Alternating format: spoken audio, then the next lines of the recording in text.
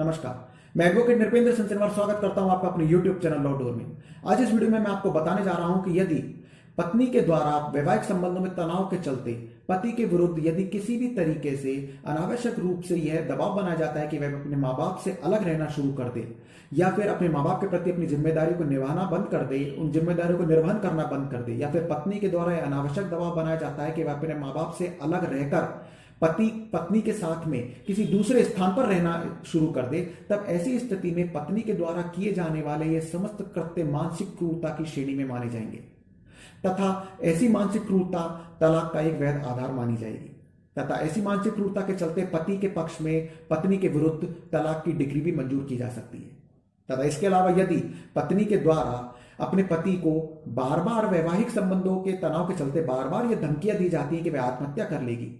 या फिर बार बार पति को मरने की धमकियां दी जाती है पत्नी के द्वारा, तब ऐसी स्थिति में पत्नी के द्वारा किए जाने वाले यह कृत्य भी मानसिक क्रूरता की श्रेणी में माना जाएगा तथा साथ ही ऐसी मानसिक क्रूरता भी तलाक का एक वैध आधार मानी जाएगी तथा पति को ऐसी मानसिक क्रूरता के आधार पर पत्नी के विरुद्ध तलाक की डिग्री मंजूर की जा सकती है।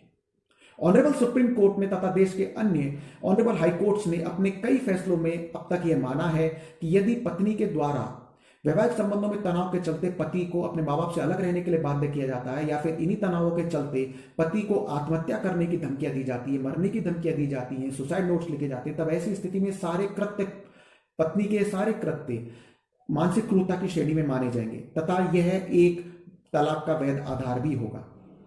ऑनरेबल सुप्रीम कोर्ट ने सन 2016 में नरेंद्र वर्सेस कुमारी मीना के फैसले में यह माना था कि यदि पत्नी के द्वारा ऐसे कृत्य किए जाते हैं तो यह तलाक का एक वैध आधार होंगे। ऑनरेबल सुप्रीम कोर्ट ने अपने इस फैसले में पूर्व में दिए गए कई फैसलों का भी हवाला दिया था जिसमें कि पत्नी के द्वारा किए जाने वाले ऐसे कृत्यों को मानसिक क्रूरता की श्रेणी में माना था। तो ये जानकारी आपको कैसी लगी मुझे कमेंट बॉक्स में लिखकर जरूर बताइएगा तथा साथ ही मेरे इस चैनल को भी सब्सक्राइब करें जिससे कि मेरे अपकमिंग लेटेस्ट वीडियोस के बारे में भी आप जानकारी प्राप्त कर पाएंगे तथा साथ ही मेरे इस वीडियो को भी शेयर और लाइक जरूर करें जिससे कि किसी अन्य तक पहुंचे और वह भी अपने लीगल राइट्स को जान सके, कानूनी प्रावधानों को समझ सके। तो मिलते हैं एक और नई कानूनी जानकारी के साथ अगले वीडियो में। नमस्कार।